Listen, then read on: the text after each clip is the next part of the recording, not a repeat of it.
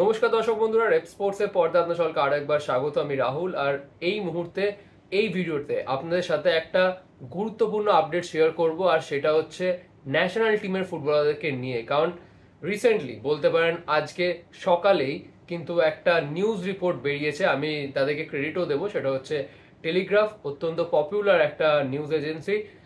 তাদের ওয়েবসাইটেই একটা news report বেরিয়েছে, আর সেই নিউজ রিপোর্টে মেনশন করা হয়েছে যে ঠিক কয়েকদিন আগেই, এক সপ্তাহ মতন আগেই, national team, Indian national football টিমের কয়েকজন ফুটবলার একসঙ্গে হয়ে তারা একটা মেল পাঠিয়েছে এআইএফএফ কে, যেখানে তারা রিকোয়েস্ট করেছে যে 2023 থেকে তাদের কিছু ডিউজ রয়েছে, প্লেয়ারদের কিছু ডিউজ রয়েছে, সেগুলো যাতে দ্রুতই মেটানো যায় সেইটা নিয়েই রিকোয়েস্ট পাঠিয়েছে ইন্ডিয়া টিমের কিছু ফুটবলার। অবভিয়াসলি আপনারা জানেন যে এই বিষয়ে নাম মেনশন করা উচিত হবে না, আর সেই নিউজ রিপোর্টেও নাম মেনশন করা নেই।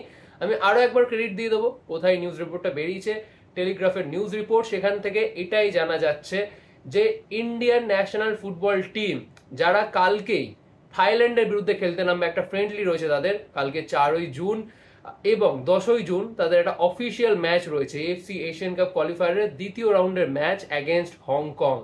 এই দুটো গুরুত্বপূর্ণ ম্যাচের আগে এরকমই একটা কন্ট্রোভার্সিয়াল নিউজ শোনা যাচ্ছে যে ন্যাশনাল ফুটবল টিমের কিছু ফুটবলার একসঙ্গে একত্রিত হয়ে তারা মেল পাঠিয়েছে এআইএফএফ কে, অর্থাৎ ফেডারেশনকে, যে তারা এখনো কিছু ডিউজ, কিছু ম্যাচ ফিস বাকি রয়েছে, যেগুলো খুব দ্রুত যাতে মিটিয়ে দেওয়া যায়, তাহলেই তারা উপকৃত হবে।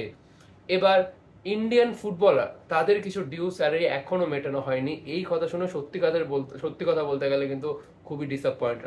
আমি মনে করি যে আপনারাও একইভাবে ডিসঅ্যাপয়েন্টেড হচ্ছেন। আমি ক্ল্যারিফাই করব যে ন্যাশনাল টিমের ডিউটিতে যখনই কোনো ফুটবলার যায়, কোনো ফুটবলারেরই কিন্তু কোনো পার্মানেন্ট কোনো স্যালারি থাকে না। তারা কি পায়? তারা অ্যালাওয়েন্স পায়, ট্রাভেল অ্যালাওয়েন্স পায়, ম্যাচ ফিস পায়, যতগুলো ম্যাচ খেলে সেই হিসেবে তারা ম্যাচ ফিস পায়, আর কিছু পারফরমেন্স বোনাস পায়। কোনো ফুটবলার যদি গোল করে বা ভালো পারফর্ম করে, সেই অনুযায়ী তারা ম্যাচ বোনাস পায়। ক্লাবের তুলনায় ন্যাশনাল টিমের স্যালারি কিন্তু সেরকম কিচ্ছু হয় না ফুটবলারদের। খুবই কম টাকা মতন তারা অ্যালাওয়েন্স বা ম্যাচ ফিস পায়। সবাই কিন্তু বলতে গেলে এক কথায় তাদের সিভিটাকে বেশি ইমপ্রেসিভ করার জন্যই ন্যাশনাল টিমে তারা খেলে। তো এখন এই জায়গায় দাঁড়িয়ে যেই তথ্যটা উঠে আসছে, সেটা হচ্ছে 2023 সালে, আপনারা জানেন সবাই, আশা করি আপনাদের সকলেরই মনে আছে, যে ইন্ডিয়া 3টে টুর্নামেন্ট জিতেছিল, ইন্টারকন্টিনেন্টাল কাপ, সাফ কাপ, আর একটা ফ্রেন্ডলি ট্রাই নেশন কাপ হয়েছিল। সেই 3টে টুর্নামেন্টেই কিন্তু চ্যাম্পিয়ন হয় ইন্ডিয়ান টিম। আর যেই তথ্যটা উঠে এসছে, সেই ফুটবলার একটা মেল পাঠিয়েছে এআইএফএফ কে, সেই মেলটা অবভিয়াসলি শেয়ার করেছে টেলিগ্রাফের সাথে, বাট তারা সেটা মেনশন করেনি। অবভিয়াসলি আপনারা জানেন এই সমস্ত কন্ট্রোভার্সিয়াল জিনিসপত্র প্রকাশ্যে আনাটা একটু চাপ, সেই ফুটবলারকে কিন্তু এফেক্ট করতে পারে, সেই কারণে তারা রিভিল করেনি। বাট এমনটাই লেখা হয়েছে যে 2023-এ তাদের কিছু ডিউজ, ম্যাচ ফিজ আর অ্যালাওয়েন্স, যেগুলো এখনো পায়নি ইন্ডিয়ান টিমের কোনো ফুটবলার। তো সেটাই কিন্তু সেই মেলে লিখে জানিয়েছে ফেডারেশনকে।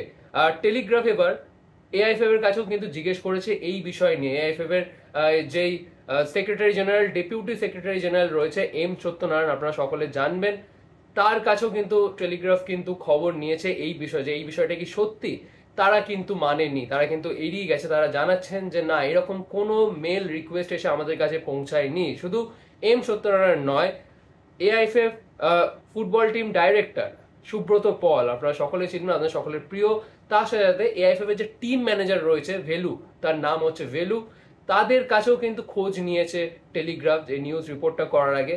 তারাও কিন্তু মানেননি, তারাও কিন্তু বলছেন যে এরকম কোনো রিকোয়েস্ট তাদের কাছে কোনো ফুটবলার থেকে আসেনি যেটা তারা ফেডারেশনকে জানাবে বলে মনে করে। সুতরাং তারাও কিন্তু এড়িয়ে যাচ্ছে। কিন্তু আপনারাই বলুন, আপনারা বিগত 2-3 বছরে এআইএফএফ এর যা কাণ্ড কারখানা দেখছেন, যদি বলেন এখনো পর্যন্ত আই লিগের ট্রফি কে তুলবে সেটা এখনো ডিসাইড হয়নি।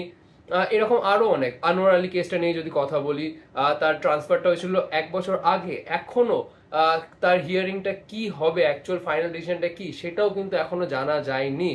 1 বছর আগে চলে যাই আমরা, শেষ বছর ডিসেম্বর মাসে কিন্তু আরেকটা নিউজ রিপোর্ট এসেছিল, যেখানে সেই নিউজ রিপোর্ট থেকে জানা যায় যে এএফএফ এর বহু স্টাফেরা, তাদেরকে কিন্তু প্রমিস করা হয়েছিল যে তাদের স্যালারি ইনক্রিমেন্ট হবে, আর সেই প্রমিস করার পরও তাদের কিন্তু সেই স্যালারি ইনক্রিমেন্ট হয়নি।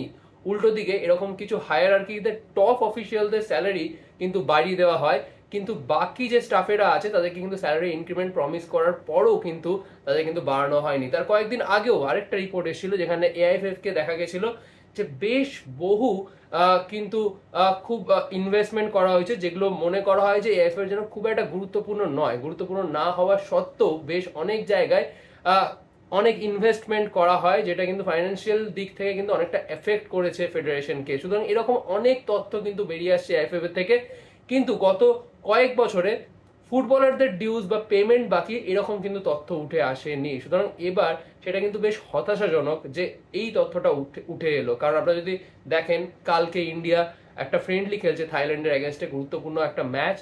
তারপর 10ই জুন হংকং এর বিরুদ্ধে এফসি এশিয়ান কাপ কোয়ালিফায়ারের সেকেন্ড রাউন্ডের ম্যাচ, যেটা কিন্তু খুবই গুরুত্বপূর্ণ। কারণ এএফসি এশিয়ান কাপ কোয়ালিফায়ার প্রথম রাউন্ডে ইন্ডিয়া কিন্তু জয় দিয়ে শুরু করতে পারেনি, বাংলাদেশের কাছে ড্র করেছে। এবার এই মুহূর্তে যদি আপনারা ফুটবলারদেরকে তাদের যে ডিজার্ভিং যে ডিউজ যে ম্যাচ ফি সেইগুলো যদি না মেটাতে পারে এআইএফএফ, তাহলে আর ফুটবলার তাদের বেস্ট পারফরমেন্সটা কি করে বার করে আনবে মাঠের মধ্যে? আমরা এআইএফএফ এর শেষ কয়েক বছর দেখেছি আমাদের ইন্ডিয়ান ফুটবল টিম সেভাবে ভালো করে পারফর্ম করতে পারেনি, আমাদের প্রত্যাশা পূরণ করতে পারেনি। কিন্তু তার পিছনে যদি আমরা গিয়ে দেখি, তাহলে কোথাও গিয়ে সেই কয়েকটা বড় রিজনের মধ্যে দাঁড়াবে কিন্তু ফেডারেশনের গাফিলতি। আবারও কিন্তু আরো একটা হতাশাজনক কিন্তু তথ্য উঠে এলো। এই ভিডিও নিয়ে আপনাদের কি মন্তব্য অবভিয়াসলি জানাতে ভুলবেন না কমেন্ট সেকশনে। ভিডিওটা এখানেই শেষ করছি, আবার আপনার সাথে দেখা হচ্ছে পরবর্তী ভিডিওতে।